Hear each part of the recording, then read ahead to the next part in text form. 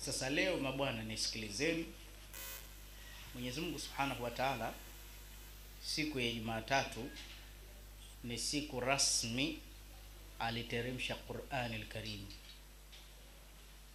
Na siku ya Jumatatu ni siku rasmi Mtume sallallahu alaihi wasallam alishushiwa suratul Alaq. Na siku ya Jumatatu ni siku rasmi alizaliwa Mtume Muhammad sallallahu alaihi wasallam. Na siku ya Jumatatu ni siku rasmi alikufa Mtume sallallahu alaihi wasallam. Na siku ya Jumatatu ni siku rasmi imeumbwa vitu vyenye baraka kama miti na kadhalika. Kwa hiyo Jumatatu pia ni siku rasmi. Jumatatu pia ni siku rasmi mbingu inafunguliwa kwa ajili ya kupokelewa maombi ya wiki nzima. Mbingu inakuwa open. Kwa hiyo Jumatatu wanasema vijana usiichukulie poa. Kwa hiyo yaumul ahad, siku ya Jumapili, ni siku ya kukesha kwa sababu magharibi yake ni Jumatatu. Na Jumatatu ni siku rasmi inaopendeza Muislamu kufunga saumu za sunna. Kwa hiyo sasa tunamkesha, mkesha huu wa dua. Kwanza kila mmoja anayesikia sauti hii ni wajibu, wallahi kama Ramadhani alituma majina yake, safari hii atume majina yake zaidi, kwa sababu dua hii itakuwa live kila kipengele. Faida utakazozipata katika dua hii, kusali pamoja na sisi, lakini utajifunza hatua kwa hatua namna ya uombaji. Jambo la mwanzo tutakalolifanya, tutalala, kisha tukilala tutasimama tahajjud. Qiyamul layl ni ile tu baada ya Isha ukaunganisha mpaka asubuhi, lakini tahajjud, kulala ukaamka, hii ndio ina fadhila zaidi. Kwa hiyo Jumatatu dua itakuwa kama ifuatavyo. Tunaanza kuelekeza utaratibu. Kwa kifupi, Imam Muhammad rahmatullahi alayhi siku hizo alikuwa mgeni katika msikiti fulani, akafukuzwa. Mtu mmoja akampokea, akampa ugeni nyumbani. Usiku yule mtu alompokea Imam Ahmad alikuwa akiswali usiku. Wakati anasali usiku, tumeelewana Imamu alimuona yule bwana anaanza kufanya istighfar, kisa kirefu. Mwisho akamwambia, kwa nini kabla ya kuomba dua unafanya istighfar? Akamwambia, kwa sababu nikifanya utaratibu huu hakuna jambo lolote na muomba Allah isipokuwa ananipa. Ambia, kwa hiyo wewe dua zako zinakubalika? Ambia, sana, lakini sharti nianze na istighfar. Ila jambo moja tu ndo sijapewa nalo nasubiri. Akamwambia, lenyewe lipi? Ambia, natamani kumuona Imam Ahmad bin Hanbal. Kwa nini unatamani kumuona? Ambia, uchamungu wake, elimu yake, na hizi zote ni athari zake za elimu zake tunaoyafanya. Ndio pale imamu akamwambia, hata hilo la tatu lenyewe ushajibiwa. Ahmad bin Hanbal ndio mimi hapa nyumbani mwako. Yule bwana akalia sana, akafurahi sana. Sasa nataka kusema kitu kimoja. Vitu vinavyosababisha tusirehemewe, kwanza madhambi. Dhambi ni nuks, huwa musabbibu hirmanu taa. La kwanza hii, dhambi inasababisha kunyimwa wewe taa. Unatia nia mimi nitasali qiyamul layl, unaamka alfajr. Dhambi huwa musabbibu hirmanu rizq. Ilikuwa riziki kufikie, msaada umepewa, mpelekeshe nasro, lakini ule msaada unajodonyolewa mpaka unaishia huko huko ofisini, kwa sababu kuna dhambi umeitenda, ile riziki haiji. Dhambi huwa musabbib hirmanul ilmi, elimu wewe ukanyimwa. Nitasoma usomi kwa sababu ya dhambi. Siku miongoni mwa siku, Imam Shafi alikuwa msomi, alikuwa na kichwa kizuri, anahifadhi sana, lakini mwisho wa siku ilifikia stage Imam Shafi rahmatullahi alayhi akawa hawezi kuhifadhi, kwa sababu aliona mgutu wa mwanamke. Ndo akatoa zile diwani zake muhimu, shaqautu ila waqi'i su'a hifdhin wa arshadani ila tarki al-ma'as wa akhbarani anna al-ilma nur wa nurullahi la yuhda li'asi. Elimu inanyima hivyo. Basi pia dua zinazuiliwa na madhambi. Kwa hiyo usiku ule tutakaposimama, tutaanza kufanya istighfari pamoja na toba. ambazo mtume mwisho wa uhai wake alihimizwa afanye, fastaghfiruhu innahu, naam, fasabbih bihamdi rabbika wastaghfirhu innahu kana tawwaba. Wataalamu wa Qur'ani wanasema suratul Nasr ni sura ya mwisho kushuka jumla kwa utu uzima wake, yani bila kipande, lakini hatumaanishi kwamba ndo ya mwisho. Aya ya mwisho kabisa ipo katika suratul Baqara, wattaqu yawman turja'una fihi ila Allah. Hii ndio ya mwisho kumshukia mtume, na aya za jirani na mwisho al-yawma akmaltu lakum, lakini ya mwisho kabisa ni hiyo aya. Lakini sura ile iliyoshuka kwa ujumla wake baada ya miezi mitatu kutoka Maka ilikuwa ni suratul Nasr, na ilimhimiza mtume kufanya istighfar za sampuli hiyo. Kwa hiyo usiku tukisimama tutafanya istighfar za aina 4. Istighfar ya mwanzo nitatoa na fadhila zake. Dua kubwa hii, wote tuna madhambi, ubinadamu ni kukosa. Mbora wa kukosa ni yule anayetubia kurudi kwa Allah. Istighfar ya mwanzo usiku huo tukiweka hisia machozi, na hatumwabudu Allah mpaka tuwe na sifa 3 kwa 3, 3 bi 3, 3 bi 3. Sifa ya mwanzo kabisa, tutamwabudu Allah tukiwa na tawaju tama. Lazima tuwe na al-udhu wal khushu wal hudhur. Ibada ni roho. Sayyidina Ali radhiyallahu ta'ala anhu alimkuta mtu anafanya istighfari. Mnazijua zile istighfari ile, kama mtu sijui anakuwa nini,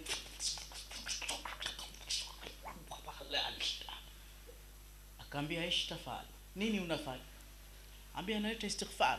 Ndo yale tu, bwana Yanga kali, afu mtu hata asemi Yanga inatisha, eti ndo anafanya istighfar namna. Simshai kuona hivyo. Wengine hata wafanyi hivyo, wanahesabu, wallahi wanahesabu. Mtu mmoja alikuwa anaonekana na tasbihi na kanzu, anapita mtaani muda wote yuko hivyo. Mwamba anatisha. Sikapiga 45, 46, 47, 48, 49. Umeona sasa? Sasa akamwambia unafanyaje? Ambia analeta istighfari kwa Allah. Ambia hiyo istighfari yako yahitaji istighfar aidan. Hiyo istighfari yenyewe unaoifanya, jamani, application kwa Mungu. Ile barua, mimi juzi nimeenda benki hapo Western Union, tumeelewana ile barua nilivyoandika au ile risiti, tarehe ilikuwa ya jana 3, sio nikaandika 2, cancel, nikaandika 3. Ile kucancel ile tarehe ile wamenirudisha, sema labda hela sio yako sha. Cancel hiyo, tia saini yako mbele. Hiyo ni benki tu. Ndio kwa Mungu ombe ovyo ovyo. Mnasema dua hazikubaliki. Dua zina taratibu na sharti. Sharti ni hizi. Tena naweza nikasema, sio kila mtu anayekwambia naomba dua ataomba dua na itakwenda. Mungu ni mtoaji, lakini hatoi ovyo ovyo. Maana leo Tanzania na sisi mashallah, mtu akijisikia kupiga dua tu naye anapiga dua.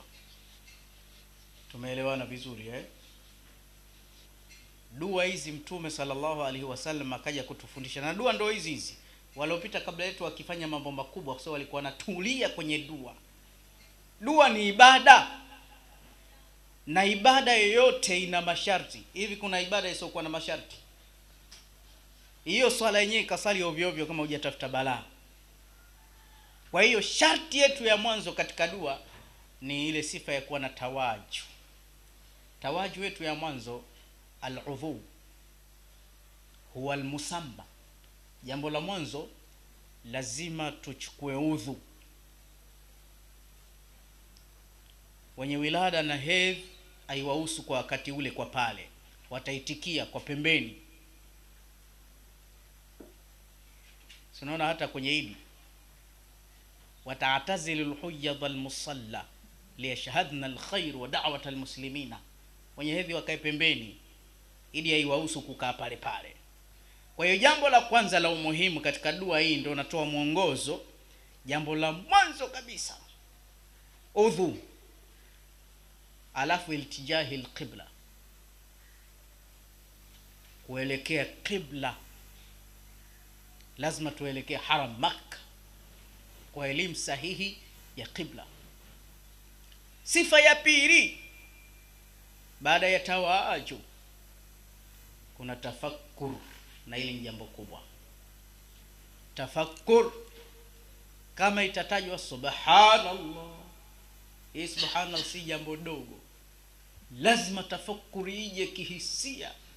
Kweli Allah ameepukana na kila udhaifu na kila uzembe na kila aibu na kila upungufu, subhanallah. Ndio maana waliopita mtu akisoma tu bismillahirrahmanirrahim, upepo unasimama, qiraa kinasikilizwa, wamtazul yawma ayyuhal mujrimun, wamtazul yawma ayyuhal mujrimun, wamtazul yawma ayyuhal mujrimun. Anasoma Imamu Abu Hanifa aya hiyo mpaka asubuhi. Mwingine sahaba akawa anaisoma haendelei, kipembe cha mlango akasikia sauti ya majini. Kwani hakuwa na aya zingine za kuendelea?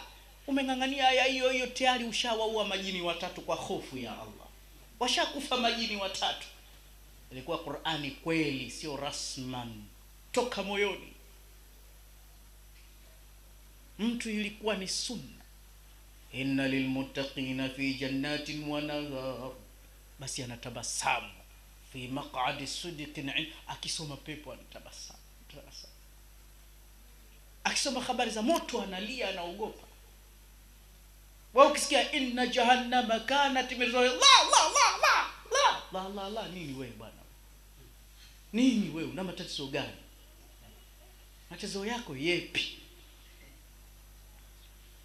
La taqrabu zina innahu fahishatan wa sa'a sabila. Mtu mmoja pale ilikuwa sala magharibi, mtume anasoma, kadondoka kafa sahaba. So waliyafanya hayo. Kwa hiyo jambo la pili, tafakkur katika dua hii. Jambo la pili, tutajitahidi kujinuiza, na ni kawaida yetu tafakkur. Yani ndo nakupenda, ndo siri ya dua mabwana. Usiniambia ya maneno Sheikh tumesoma sana, hawezi. Unajua Sheikh Omar, kuna kusoma dua na kuna kuomba dua. Umenielewa? Wallahi Sheikh ud'u lana, tuombe. Basi angalia hicho Kiarabu cha Rabbana atina fid dunya hasanatan wa fil akhirati hasanatan wa qina Allahumma ij'alna mujtama'ana hadha. Kazi hifadhi dua, haombi dua, anasoma dua. Ni dua maathur kweli, kaziomba mtume, lakini hamna chochote. Na mtu na midua yake yote aliyohifadhi, na anaenda kwa washirikina kupigwa ndumba. So wazimsogezi popote, hazina roho. Sheikh Omar, narudi kwako tena. Wengine wanajua ili dua ikubalike ni kuweka maspika makubwa. Dawa ya Allah, ya Allah, ya Karim. Kufoka basi ukamkuta mtu anaanza vile vibwengo. Dua kali. Acha mambo yako bana, dua kali ya kwenda wapi? Si speaker zile, si hata Wakristo wanatembea na vile zile. Ya Allah, ya Yesu, wasasoka, sakala wala fire ya kwenda wapi? Akipita kwa mtu mwenye vibwengo, na upako wa nini bwana wewe? Jini hataki kufokewa. Si mtume naye angefoka, mtume alikuwa na speaker.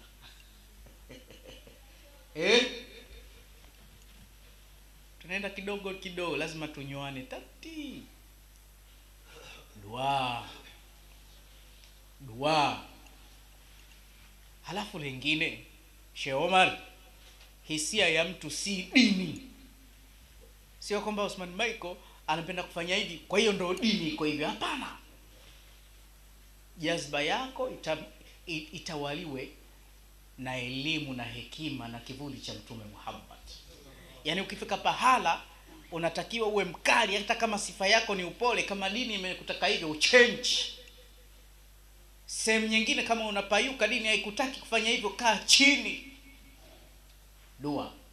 Na jingine Sheikh Omar, tuongeze. Mashekhe si tunaofanya dua. Tumeelewa? Tunawaaminisha watu dua zinatenda maajabu, dua zinafanya hivi, lakini maneno yote tunataja hizo sadaka zao. Yani si tunaneemeka kwa sadaka zao. Wasipotoa hatujapata chochote. Hii ni hadaa. Umeelewa hii ni hadaa. Watu waelekezwe kwenye dua kama dua. Na mambo ili kufunguka si pesa peke yake, kuna watu wana kesi.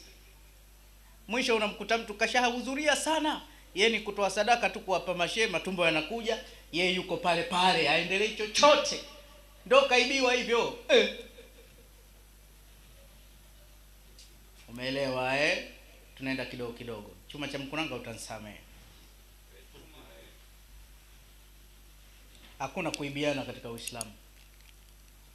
Na hii dini yetu si dini mbao kwamba ukisema tu hivi basi.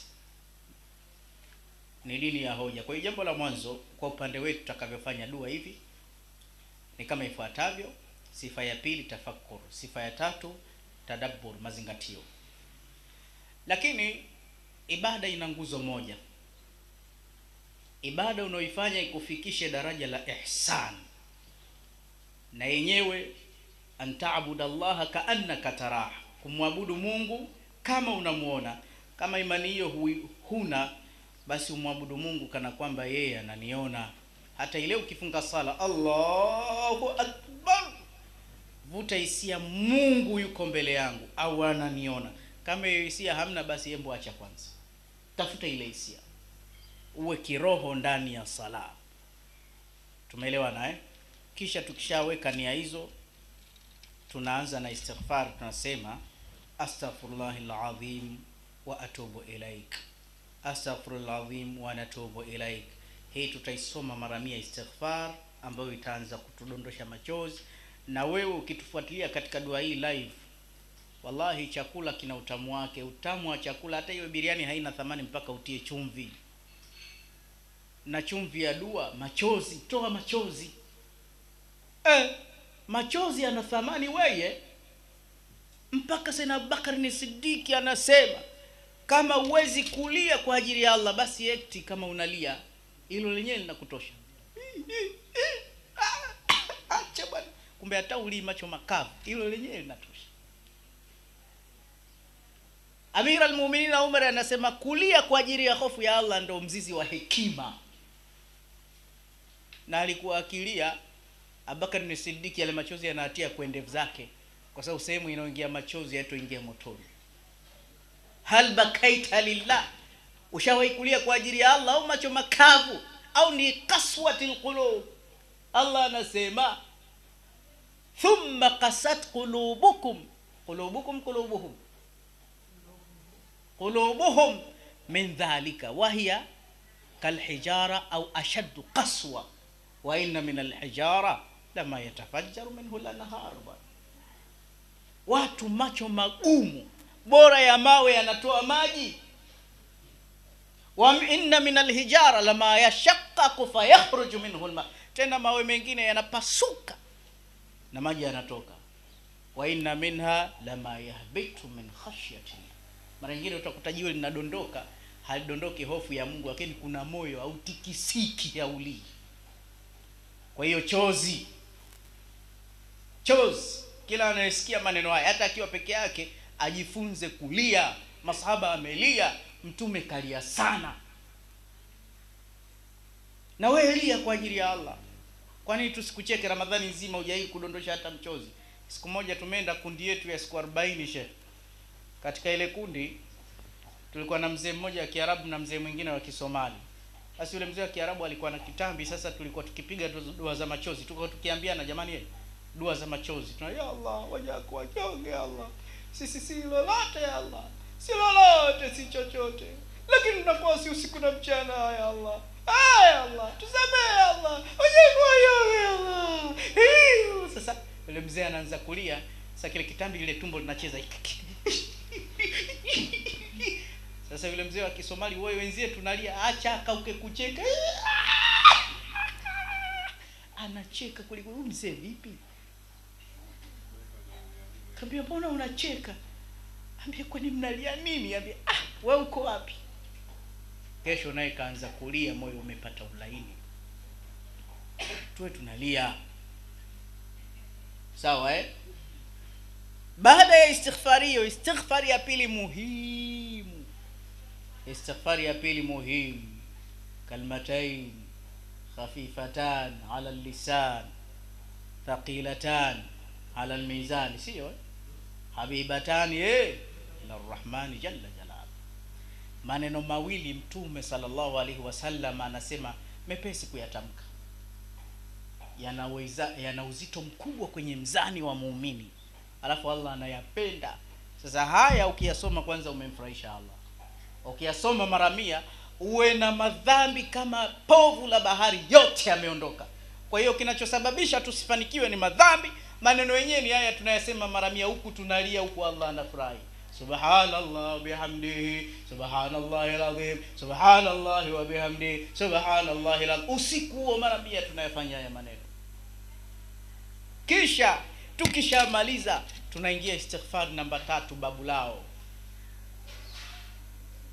Maneno haya yanapatikana katika suratu Anbiya, wa dhannun idh dhahaba mughadiban fadhanna an lan naqdir alayhi fanada fi dhulumati alla ilaha illa anta subhanaka inni kuntu minadh dhalimin. Hii tunaisoma mara 110, siri yake ipo. La ilaha illa anta tunaisoma mara 110 kwa sababu ni adhkari ambayo yenyewe fihi ajabun awwaluhu tahlil wa usatuhu tasbih wa akhiruhu al-ikrar. Mwanzo mna la ilaha illa Allah, kati kuna tasbihi, mwisho kuna toba. Hii alivyoisoma Sayyidina Yunus alitoka kwenye tumbo la cheo. Kwa nini wewe usitoke jela? Kwa nini wewe usitoke kwenye umaskini? Kwa nini usitoke kwenye maradhi? Kwa nini usitoke kwenye kitu kadha wa kadha? Hii aya ndani ya sura hii mbele Allah anasema fastajabna lahu wa najainahu minal gham wa kadhalika nunjil mu'minin. Hizi ndio dua, sio nini wewe bwana, maneno mengine hata hayaeleweki. Anasema fastajabna lahu, tulimuitikia. Ni sharti kila anayesoma hii Allah muitikie, anna wa'ada Allahi haqq walakinna akthara an-nasi la ya'lamun. Promise za Allah za kweli, watu tu hawajui, wanapayuka payuka. Allah ndo wa kukimbiliwa. Watu wote hata wasiokuwa Waislamu naambia fafirru ila Allah, kimbilieni Allah. Huyu ndo wa kumuomba. Wewe nenda kila siku kagonge mageti kwa Wahindi huko, udhalilike kila siku, unaitwa ombaomba. Wao Mungu wao nani? Wewe Mungu wako nani bwana? Hakuna kuomba mtu, fursa hiyo hatupo. Hao makhluki tu, viumbe wamejaa nukswani na aibu tu. Fafirru ila Allah khifafan wa thiqala, kimbilieni Allah, kimbilieni Allah. Kwa hiyo tukamuitikia, wanajainahu minal ghammi, katika mtanange alokuwemo tukamuokoa. Allah hajabakisha, wa kadhalika nunjil mu'minin, hivyo hivyo tutaokoa waumini. Hii pekee yake tu inakutosha. Tutaisoma mara 110, na tukisoma kwa yakini akida yetu ndani ya masaa 12 majibu yanakuja. La ilaha illa anta subhanaka inni kuntu minadh dhalimin, la ilaha illa anta subhanaka inni kuntu minadh dhalimin, la ilaha illa anta subhanaka inni kuntu minadh dhalimin. Tupo watu karibia 50 tunaisoma kwa usingizi, kwa usiku wa Jumatatu, kwa vilio vilivyotawala. Tunamlilia Allah. Hatujamaliza istighfari nyingine, baba lao. La ilaha illa Allah wahdahu la sharika lahu, lahul mulku wa lahul hamdu yuhyi wa yumitu wa huwa ala kulli shay'in qadir. La ilaha illa Allah wahdahu la sharika lahu, lahul mulku. Hii tunaisoma mara 100. Ukisoma mara 100 sasa umeacha huru shingo 10. Ukisoma mara 100 unapewa ulinzi siku hiyo na shetani kwa kila shari. Ukisoma mara 100 dhambi zako, hata kama ni yale maneno Allah anayosema sasa, ya ibn Adam, ewe mwanadamu, lau ataitani, kama utanijia mimi na madhambi umeyatenda, ana samaa, yamesheheni mpaka mbinguni. Wewe utie tu maji hapa mpaka mbinguni, unaona mchezo? Yamejaa mpaka mbinguni. Hapa tusemi povu la bahari. Kisha ukaniomba msamaha, la ghafartu laka, alafu anaongeza wala ubali, nitakusamehe. Sio kama nitakusamehe tu alafu wala ubali, sijali. Njoo hapa kwa Osman Michael, amekuazima 50,000 zake au laki yake au milioni kakuazima, alafu mbie Sheikh bwana, nitaka nikulipe lakini mambo magumu, nimeshindwa. alafu akwambie bwana nimekusamehe, hata sijali. We anakusamehe huko anajali, lakini milioni hivi shekhi nimemwachia hivi. Sasa Mungu atizami ulikuwa kifagio cha mtaa kiasi gani. Yaani haya maneno ya mtume yashikeni jamani. Inna Allaha yabsutu yadahu bil-layl liyatuba musii'un nahar wa yabsutu yadahu bin-nahar liyatuba musii'ul layl. Man taba qabla an tatlu'a shamsu minhu taba Allahu alayhi. Atakayetubia bwana jua halijachomozea magharibi, Mungu kishamkubalia. Au niongeze, inna Allaha yaqbal taubata abidin. Ndio maana akasema abidin ma lam yugharghir.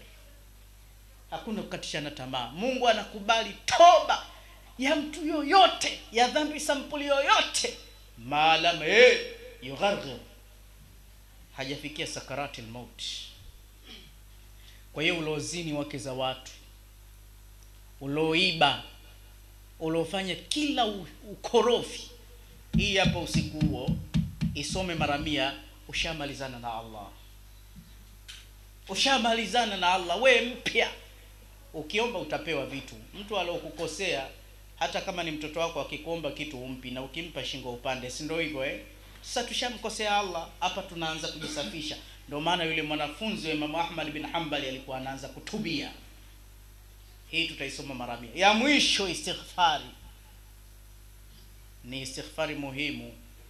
Kuna kitu kinaitwa maghfira, kuna kitu kinaitwa afu. Maghfira unasamehewa na Allah, lakini ile dhambi haijafutwa. Afu ni unasamehewa bila kuwekewa kinyongo, unasamehewa na ile dhambi ile jarida linachanwa. Ndio mama Aisha akamwambia Mtume, usiku mkubwa kama huo wa Lailatul Qadr, nikijua ndo nimeudiriki niseme nini jambo kubwa? Akamwambia omba afu. Allahumma innaka afuwun karimun tuhibbul afwa fa'fu anni ya karim.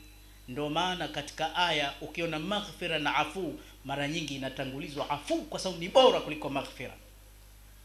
Qad sami'a Allahu qawla allati tujadiluka fi zawjiha wa tashtaki ila Allah wallahu yasma'u tahawurakuma inna Allaha la afu nini la afuwun ghafur. Umeona vitu hivyo, afuwun alafu ghafuru baadaye.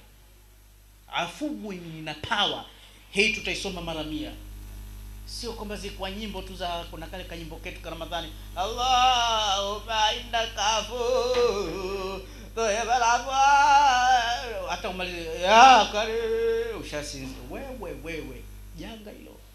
Hii ni ya kuisoma kwa idadi kubwa, kwa umakini na machozi. Allahumma innaka afuwun karimun tuhibbul afwa fa'fu anni ya karim. Unalia, unakumbuka zile hisia za mijidhambi yako, alafu unakuwa mutayakkin. Mtume ndio akamwambia ud'u rabbakum wa antum muqinuna bil ijaba fakaminun an yustajaba lakum. Lazima uwe na yakini kwamba jakubaliwa. Kwa hiyo ukisoma hii unasema nimefutiwa kila kitu. Sasa tukishafanya hizo istighfari 4 hizi, tunajihesabia sisi uko akhera tunaonekana watoto wadogo wacha Mungu kama sisi. Hakuna madhambi hamna. Tumeelewana madhambi hamna. Sasa hapo kama madhambi hamna, ndio pa kuomba sasa. Hapo ndio pa kukamua, lakini kabla hatujakamua tunaongeza mzido na ongeza mzigo mzito. Tasbihi subhanallah alhamdulillah wa la ilaha illa Allah wallahu akbar wala hawla wala quwwata illa billah. Hii wala hawla ni muhimu sana. Wala quwwata illa billahi al-aliyyil azim. Subhanallah wa bihamdihi subhanallah. Hii ni moja. Subhanallah alhamdulillah wa la ilaha illa Allah wallahu akbar wala hawla wala quwwata illa billahi. Subhanallah wa bihamdihi subhanallah. Hii moja hii. Subhanallah maana hizi tamla ulmizani au tamla ma baina samai wal ardh. Hizi tasbihati na tahmidati na tahlilati tutazipiga mara 100. Hizi zinafungua mambo makubwa sana, na hizi ni sadaka. Si mnajua penye udhia penye zarupia. Sasa sadaka yetu sisi tutaichukua humo. Si unaambiwa dua inatakiwa sadaka? Kwa hiyo sadaka ya mwanzo tutapenyesha hizi tasbihati zote mara 100. Tuambia Allah mzigo huo ushakuja sasa. Tukishamaliza hapo, mmenielewa? Tukishamaliza hapo tunaingia kipengele, yani full kumlilia Allah kwa kila njia. tunaanza kufungua ukurasa wa hatari. Kabla hatujaomba dua, ukurasa wa hatari, na huu ni wa hatari kweli. Tunaenda kumsalia Mtume Muhammad mara 1700 mara 2000 kwa idadi yetu tuliokuepo pale. Tutajitahidi tumswalie Mtume kama mara 1030 au 1050.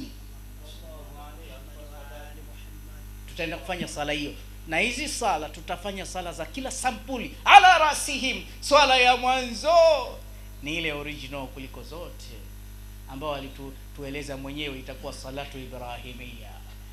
Aliuliza kaifa nusalli alayka ya Rasulullah, tukusali vipi? Fasakata hunainatan, Mtume akanyamaza kidogo, akafikiria ni wapi kitu gani kizuri, kisha akasema sema Allahumma salli ala Muhammadin wa ala ali Muhammadin kama sallaita ala Ibrahim wa ala ali Ibrahim wa barik ala Muhammadin wa ala ali Muhammadin kama barakta ala Ibrahim wa ala ali Ibrahim fil alamin innaka hamid. Hii peke yake mara 100, kwa sababu ukiifanya mara 100 hatuna haraka ya kuomba. Ukiifanya mara 100, mambo 10 ukipewa lazima upate, na usipopata inawezekana hata sala zako za faradhi haziko sawa sawa. Hapo hatujamaliza, tunakuja salatu naria, ina siri yake. Allahumma salli salatan kamila wa sallim salaman tama ala sayyidina Muhammad alladhi tanhalu bihi qad wa tanfariju bihi qurabi wa tuqla bihi hawaij. Hii peke yake mara 100. Risali na kata na kitu mara 100. Hatujamaliza, tunakuja sala ya Mtume ya kuondosha maradhi. Allahumma salli ala Muhammadin tibbil qulubi wa dawaiha wa afiyatil abdani wa shifaiha wa nuril absari wa dhiyaiha wa qut. Huko na michozi inapigwa mara 100. Swala za aina 5 tutafanya swala za aina 5 za Mtume salama zote, kisha mwisho tutamalizia ile sala fupi, Allahumma salli ala sayyidina Muhammadin wa ala alihi wa sahbihi wa sallam. Allahumma salli. Tutaifanya nayo hii, tutaifanya kwa wingi, itukarimishie idadi kama mara 2000 mara 3000. Kwa idadi tuliokuepo pale tutapata kama watu 1030 idadi yake. Hii sala ya Mtume, najua mwenye jini pale akai, mwenye uchawi anatapika hapo hapo. Hii habari yake nzito hii swala. Hii ndio siri ya mambo yetu. Tukishamaliza hapo, bado hatujaswali hapo, bado hatujaswali ndugu yangu, tunaingia kwenye kitabu Namujazul Mabna walakinaha adhima al-maana. Kitabu hichi Adiyatul Mukhtara li shahr Ramadan al-Mubarak, ni dua maathuri zilizochaguliwa, dua za hatari. Dua ya mwanzo kabisa ambayo tutakayoisoma katika kitabu hichi, silisema wazazi wetu wanatuhitaji tukiwa hai au tukiwa tumekufa. Wa hadhihi hadiyatun adhimatun lilwalidain, wazazi kwanza tutawapa zawadi. Allah sema wala tansawul fadla bainakum, usisahau fadhila, wametuzaa, lazima tuwape zawadi wakiwa hai au wamekufa. Hii dua tasomwa. Ikishasomwa hii dua usiku huo kwa machozi ya hali ya juu, mtakushangaa hukutuma jina la mzazi wako na we mwenyewe hukushiriki katika dua hii. Tukishamaliza katika dua hii, kisha baada ya hapo tutaanza kujiombea zile dua karibia zote Mtume kasoma. Tutazisoma hichi kitabu kizima. Tukishamaliza tunafunika, tunaifuata Qur'ani al-Karim. Qur'ani we. Tukishaingia kwenye kitabu kitukufu cha Qur'ani pale, tunaifungua suratu Yasin. Likulli shay'in qalbun, qalbul Qur'an Yasin. Ukisema ummul Qur'an, mama ni msingi, mama ni kiongozi, mama ni Suratul Fatiha ndio mama wa Qur'an, lakini moyo suratu Yasin. Mtume asema anatamani suratu Yasin ingehifadhiwa kwa kila moyo wa muumini. Hii Yasin ina mambo mengi kweli kweli, mpaka maiti tumeambiwa tuwasomee suratu Yasin. Chakula kikiwa hakitoshi, soma suratu Yasin. Mzazi hazae kwa urahisi, soma suratu Yasin. Ukiona sehemu kuna majambazi wamevamia, sio haraka haraka kupigia polisi, anza kusoma suratu Yasin. Na ukisoma suratu Yasin mbaya ya kuoni. Mtume sallallahu alaihi wasallam nyumba yake ilipokuwa tahta hiswari, aliambiwa soma suratu Yasin. Yasin ina siri, na sehemu yake iliyokuwa kali, salamun qawlan min rabbir rahim, pale pana siri tutakuja kuitaja. Sasa hii suratu Yasin ilivyo katika aya zake, kuna vibwagizo vya aya vinaishia mubin. Hizi mubin ndani ya suratu Yasin ziko 7. Kila mubin moja. Kama unataka mali na uchumi na pato, unasoma suratul Waqi'a. Kama unataka amani na furaha, ndoa itaka kuvunjika, utaka kuachwa, utaka kuacha, utaka kufukuzwa kazi, unatafuta amani na furaha, soma suratul Inshirah, alam nashraha 10. Kwa hiyo sisi tukifika pale kwenye mubini ya kwanza tutanyamaza. Bismillahirrahmanirrahim, alam nashrah laka sadraka wa wada'na anka, ina siri yake, tutaisoma mara 10. Kwa hiyo katika mubin 7 tutapata alam nashrah 70. Alam nashrah 70. Hizi alam nashrah zimekuja kumbashiria mtume wepesi. Alam nashrah laka sadraka, hii ni aya alisomewa na Sayyidina Jibril mtume. Alam nashrah laka sadraka, alafu warafa'na laka dhikraka, ndio alisomewa aya hii. Alafu akaambiwa wadhana anka wizraka alladhi yanqadha dhahraka, huu mzigo aliokuwa ameubeba wa mawazo watu wabaya Maka, tukakuepushia huu mzigo wako ulitaka kukuvunja uti wa mgongo, kwa sababu inna ma'al usri yusra, pakarudi wa inna ma'al usri yusra. Sasa hapo na sisi tunataka tutuliwe mizigo ya madeni, mizigo ya kukosa uraia, mizigo ya kila kitu. Hapo machozi mengi na hisia. Hatujamaliza. Tukishamaliza hapo sasa, kile kibwagizo cha kuitikiwa ni yale maneno ambao watu wa motoni watakuwa namlilia Allah. Ya Hannanu ya Mannanu ya Fatta, ya Hannanu ya Mannanu ya Fatta, ya Hannanu ya Mannanu ya Fatta, ya Hannanu ya Mannanu ya Fatta, ya Hannanu ya Mannanu ya Fatta, walillahi asmaul husna fad'uhu biha. Sasa tutatumia majina ya Allah yale ya kujibu. Kuna password ya qawiyu ya muqit, ajibu ya Allah, ajibu ya Allah, ajibu ya Allah, ya qawiyu ya muqit, ajibu ya Allah. Yani lazima leo tuwe siri za dua mwanzo mwisho. Ajibu ya Allah, ajibu ya Allah. Utaona usiku huo wa minal layl, mwenyewe katuambia wa minal layl. Haya si maneno ya mtume, Allah ndo anatangaza. Fatahajjad bihi nafilatan laka asa an yab'athaka rabbuka maqama mahmud yasiri. Man talaba al-ula, Imam Shafi kaona fasahalil layali, anayetaka umwambafai ni usiku. Sasa Allah asema na sehemu ya usiku jitahidi ziada zako hizo. Tukishamaliza hapo, kwa sababu ni mambo mengi sana, tukishasoma kitabu chetu na adhkari hizo, tutasimama kuswali rakaa 8 na salatu tasbihi itakuwa ya 10.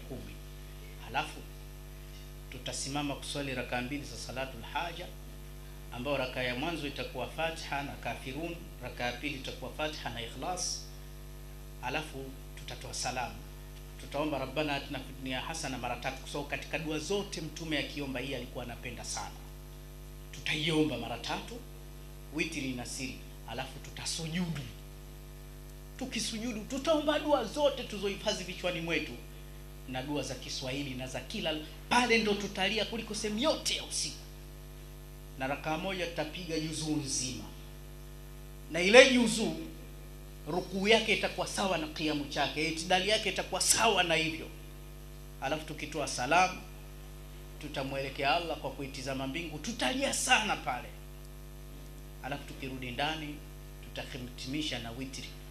Asubuhi yake tutaamka tukiwa tumefanya kichinjo, alafu tutaamka na saumu zetu na kujiweka mbali na maasi, na kila mmoja atawafuata watu wa aina 3 akawatakiliwa.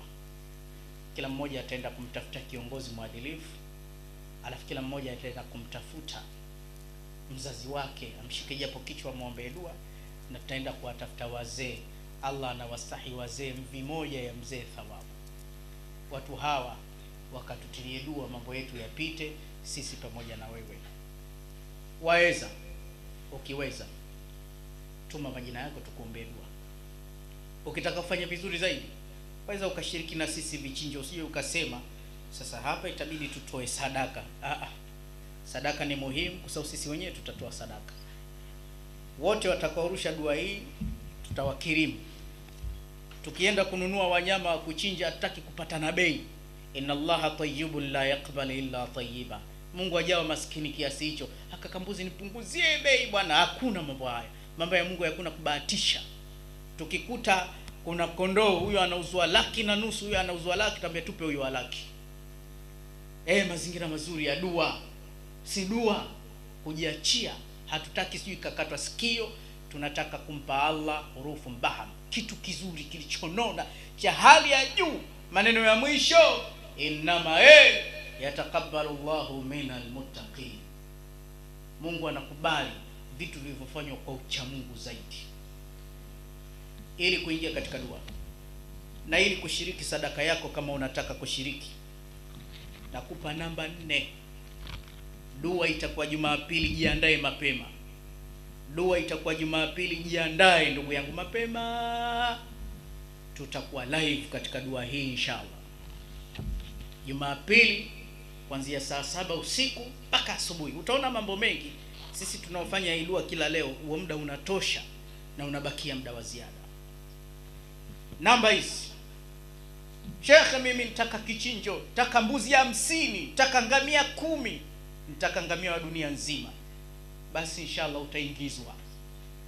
Na kutoa mnyama haitoshi, tutakwambia fuatishia dua hii ndugu yangu.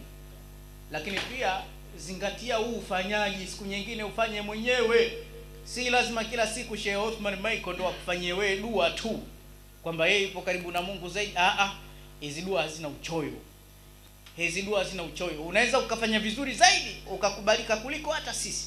Kwa hiyo pia tutakwambia hapo na sisi pia tuombee. Na sisi pia tuombee. Tutakuwa tumejificha sehemu wala si maarufu, tumekusanyika hapo tukimlilia Allah. Allah si anisiku bwana, innahum fityatun amanu wazidnahum huda. Vijana wa pangoni 7 wamejificha wenyewe, wamepiga dua zao, Allah kaleta hidayah bwana.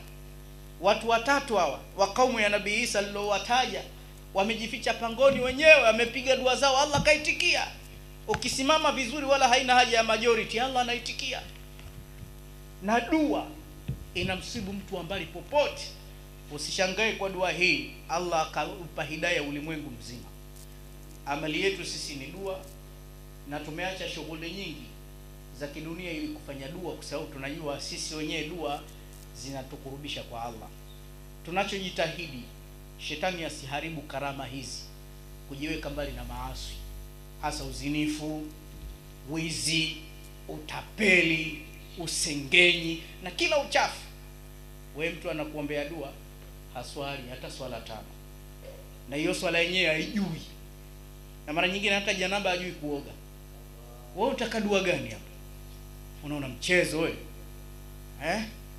Kuna mtu akikushika kichwa tu hapo, mashaallah kun fayakun.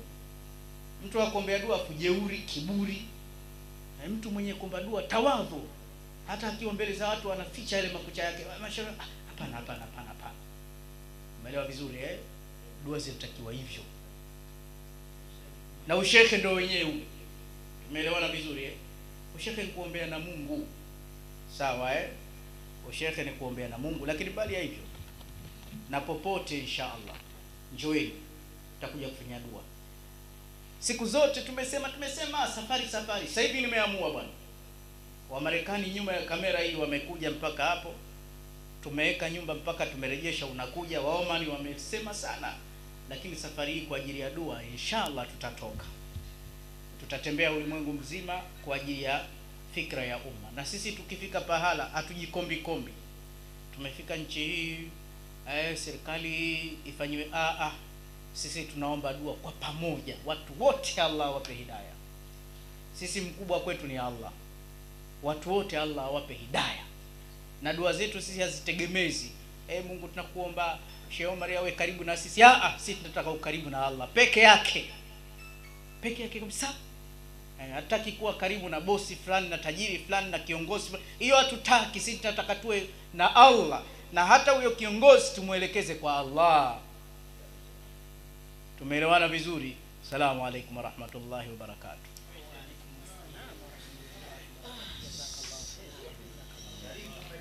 mashariki kule. Hatari.